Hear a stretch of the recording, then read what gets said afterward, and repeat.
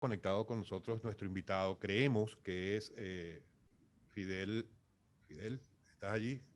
Es que allí Ahí está. está con Ah, nosotros. Fidel sí. Santana. Estaba silente, señores. Vamos a conversar ahora con Fidel Santana, quien, como mencionamos, es una de las propuestas para defensor del pueblo y él quiere hablar sobre los conflictos que están generados por las denuncias de supuestos acuerdos políticos y muchísimas otras cosas más.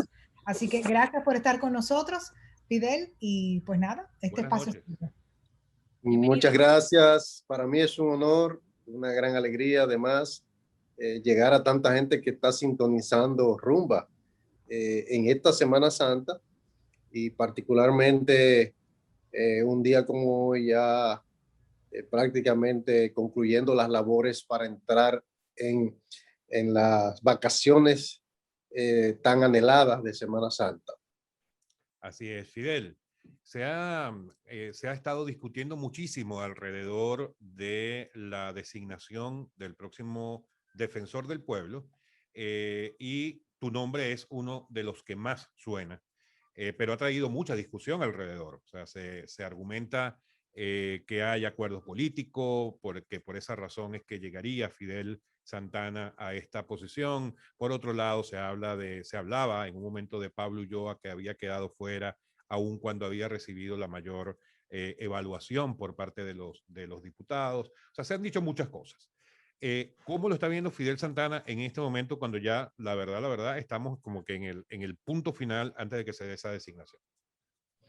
Sí, el tema del defensor del pueblo que tiene ya 2 años pasado de plazos en el que debió escogerse el sustituto o la sustituta de la actual defensora, doña Zoila Martínez Guantes, pues ha encontrado en estos momentos, en estos últimos meses, la voluntad en el Congreso de la República para producir, digamos que la selección. En ese proceso, pues inicialmente más de 90 aspirantes eh, introdujeron sus expedientes. De esos, alrededor de 74, 75 fueron entrevistados y evaluados. Y yo, junto a 2 aspirantes más, encabezamos las ternas para la selección del mismo. Creo que el país sabe que tengo la formación académica y tengo la experiencia de vida, así como la carrera al interior del Estado para ocupar esta función.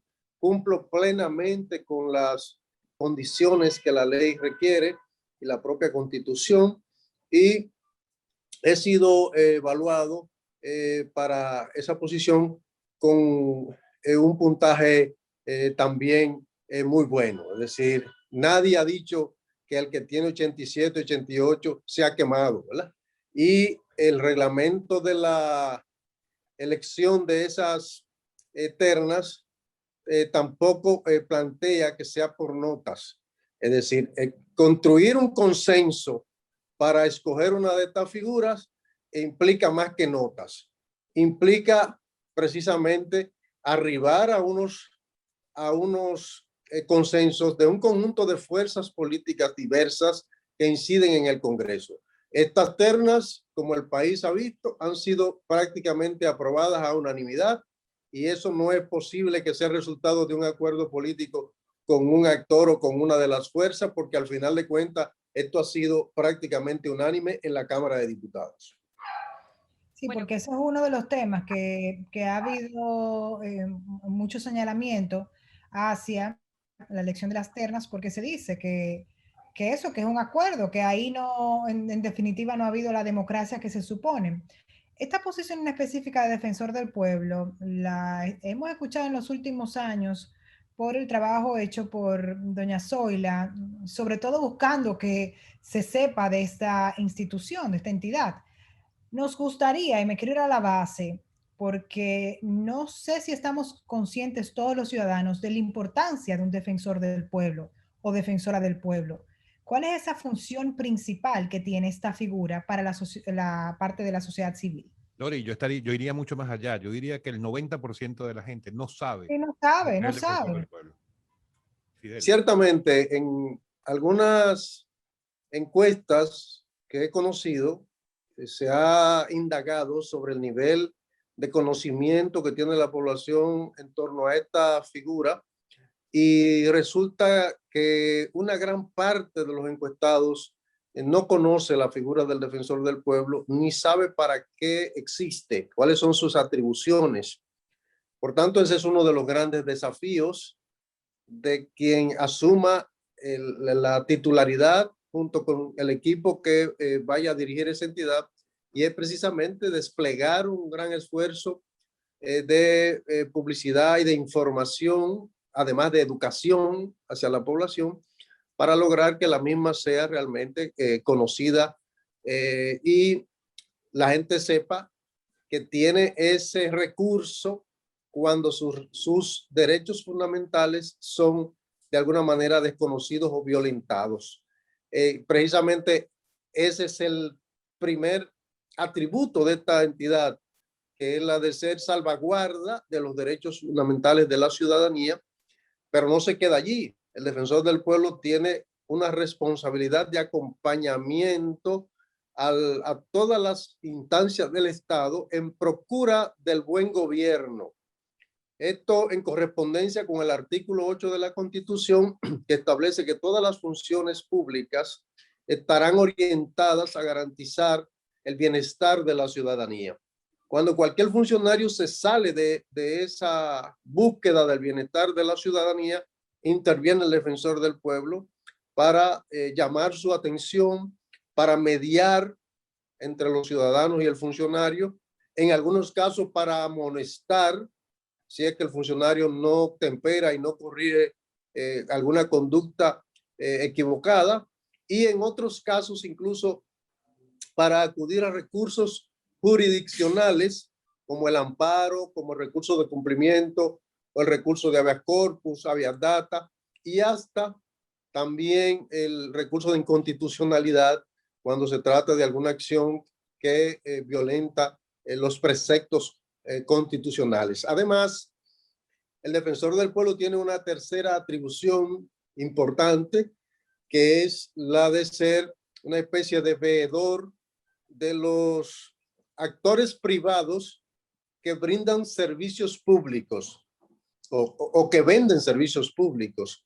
Estos actores deberán también estar en plena correspondencia con lo que la Constitución y las leyes establecen, y sobre todo con los derechos de la ciudadanía. Esas tres atribuciones fundamentales son a las que está llamada esta entidad de acompañamiento ciudadano. Fidel, aparte de estas atribuciones, en caso de resultar elegido como defensor del pueblo, ¿cuáles serían los pilares de su gestión?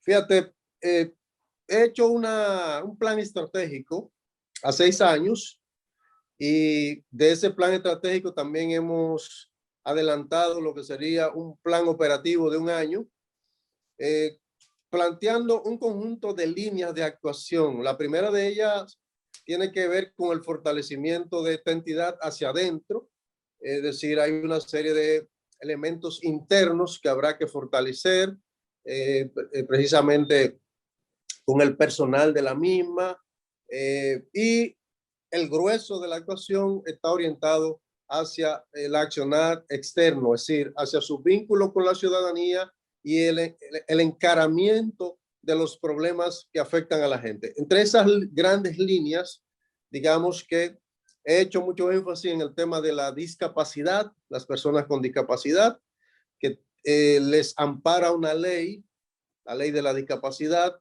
que no se cumple la mayoría de los aspectos que ella contempla. Le pongo el ejemplo de las cuotas laborales. Esa ley contempla que todas las instancias públicas deberán incluir en su nómina un 5% de las personas con discapacidad. Eso no se cumple ni siquiera en el Congreso. Yo hice junto a la diputada Betsaida González una fiscalización cuando era legislador sobre el nivel de cumplimiento en las instancias públicas, y fue vergonzosa la respuesta que encontramos en todos los ministerios, las direcciones generales y el propio Congreso. Ese es un desafío que tiene el país, y es poner a tono el cumplimiento de esa ley, no solo en los aspectos de las cuotas laborales, que incluso incluye al sector privado, que deberá tener un 2% de su nómina integrada por personas con discapacidad, que tampoco se cumple. Está también enfocado este tema de la discapacidad a lo que corresponde a la discapacidad intelectual, es decir, personas como se conoce normalmente con problemas mentales, con problemas psiquiátricos, que en el país, aun cuando hay una ley de salud mental, tampoco se cumple. Este tipo de personas están abandonados a su suerte. Miles de familias dominicanas que tienen integrantes con este tipo de dolencias no tienen apoyo por parte del Estado, no reciben incluso apoyo psiquiátrico y mucho menos medicamentoso. Muchas de estas familias no tienen 4 o 5 mil pesos para cubrir las consultas a un profesional de estas áreas y recurren a tener a sus familiares encerrados, muchas veces amarrados con cepos o con cadenas y en condiciones subhumanas. Ese es un tema que deberemos afrontar como sociedad porque son personas de pleno derecho ciudadanos, ¿verdad? Aunque tienen limitaciones y las leyes así la contemplan, pero deberán ser recatados a su condición de ciudadanos. Asimismo, tengo en agenda, sí. Disculpa que te interrumpa, pero yo creo que, así como estos casos que nos acabas de mencionar, yo creo que la gente también, los que no tengan tanto conocimiento sobre la posición, la gente suele aprender mucho a través de los ejemplos. Me gustaría poner el ejemplo de lo que hablábamos antes de empezar la entrevista, que fue el lamentable hecho de ayer de Villa Altagracia, donde murió una pareja de esposos, de pastores evangélicos a manos de unos funcionarios de la Policía Nacional. Ellos dicen que porque los confundieron, pero es un hecho terrible. En un caso como ese, ¿qué tipo de participación tiene el defensor del pueblo en un momento determinado? Si ya tú estuvieras en tu posición, ¿qué tendrías que hacer? ¿Cuál sería tu papel en un caso como ese? Mira, primero que ya es un hecho punible, es un hecho que debe la justicia tomar en sus manos y establecer las responsabilidades, las culpabilidades y las penas correspondientes. El defensor del pueblo entra más que todo en la parte preventiva antes de que sucedan esos hechos, porque resulta que en República Dominicana impera una especie de orden de eliminación de delincuentes, ¿verdad? Eso que ocurrió ahí es un hecho que no ocurre en sociedades organizadas donde impera el derecho a la vida, ¿no? Es decir, aquí no puede actuar la policía o cualquier órgano de seguridad del Estado disparando primero, ¿no? En ninguna parte esa es la norma. Debe producirse un esfuerzo por disuadir si el delincuente está en una postura, digamos que agresiva, por disuadirlo antes de actuar, ¿verdad? Obviamente, si el delincuente actúa y agrede y dispara contra los policías o intenta disparar, pues evidentemente que la autoridad aplica la fuerza. Pero no puede ser esa una actuación, digamos, en los protocolos policiales. La primera, digamos, tarea que tiene no puede ser sacar su pistola y disparar a quien supone que es un delincuente, ¿verdad? Ese tipo de conducta, el defensor del pueblo debe trabajar en conjunto con las autoridades policiales y las autoridades del Ministerio Público en general para que esos protocolos policiales digamos, se afinen y el uso de la fuerza sea el último recurso al que acudan los agentes policiales cuando su propia vida está en riesgo. Pero no puede ser, óigame, ese es un absurdo que digan que lo confundieron y porque confundieron a un vehículo le entran a tiro. No tenían la posibilidad de detenerlo, de intentar perseguirlo en alguna otra patrulla y en algún lugar obligarlo a hacerse a una orilla y procurar precisamente verificar quiénes eran estas personas antes de actuar. Ese tipo de cosas hay que trabajarlas preventivamente, dejando atrás la cultura de limpieza social que la policía nuestra ha estado implementando hace décadas, que es la de andar precisamente fusilando extrajudicialmente a elementos delincuenciales o no. Es decir, ese tipo de conducta en la República Dominicana habrá que enfrentarlas colectivamente para que ese órgano policial termine siendo realmente un órgano tecnificado con los recursos debidos para atender situaciones como esa sin necesidad de quitarle la vida a ciudadanos útiles. Y aun si fueran violadores de la ley, lo que contempla la Constitución y los códigos es que se apresen, se sometan a la justicia y cumplan las penas que correspondan. Fidel, y me gustaría saber qué tanto puede involucrarse y qué tanta fuerza tiene el defensor del pueblo en episodios como estos, o como cualquier otro que lastime la vida de un dominicano o la situación que está viviendo. O sea, yo como ciudadana, ¿qué tanto puede hacer la Defensoría por mí? Bueno, en situaciones como esta, ya hechos lamentables ocurridos, el defensor del pueblo lo que puede hacer es acompañar a las víctimas, en este caso a la familia de las víctimas, y asegurarse de que se cumple el debido proceso, ¿no? Por eso hago hincapié en que la tarea del defensor no es entrar a un tema, ya una tragedia que ha ocurrido, sino es una labor previa, una labor preventiva, Pero es una Fidel, labor... y Sí, disculpa que te interrumpa, pero vamos a seguir suponiendo, en el caso hipotético de que efectivamente destituyan a estos funcionarios y los lleven al Ministerio Público y ellos denunciaran que están violando sus derechos, allí el defensor del pueblo podría salir entonces en ese momento a defender a esos funcionarios. fíjate que el defensor del pueblo no es defensa pública. El defensor del pueblo puede actuar frente a cualquier violación de derechos humanos, aún de personas detenidas o presas, incluso condenados. Correcto. Si están encarcelados y en el centro de confinamiento se le está violando los derechos, el defensor puede y debe actuar, ¿no? Pero lo relativo a la defensa, a los mecanismos de defensa de personas, en este caso victimarios, eso le corresponde, si no tienen con qué pagar un abogado, le corresponde a la defensa pública, sí, que es un órgano, es un mecanismo que vinculado al Poder Judicial ofrece servicios de abogacía gratuita a quien tuviera situaciones como esa y no tiene con qué pagar un abogado. Fidel, me gustaría saber qué opinión le merecen las medidas anunciadas del Plan de Seguridad Ciudadana, entre las cuales se encuentra el plan de desarme y los chalecos a los motoristas. Mire, creo que son medidas que ayudarían a mejorar el ambiente de seguridad del país.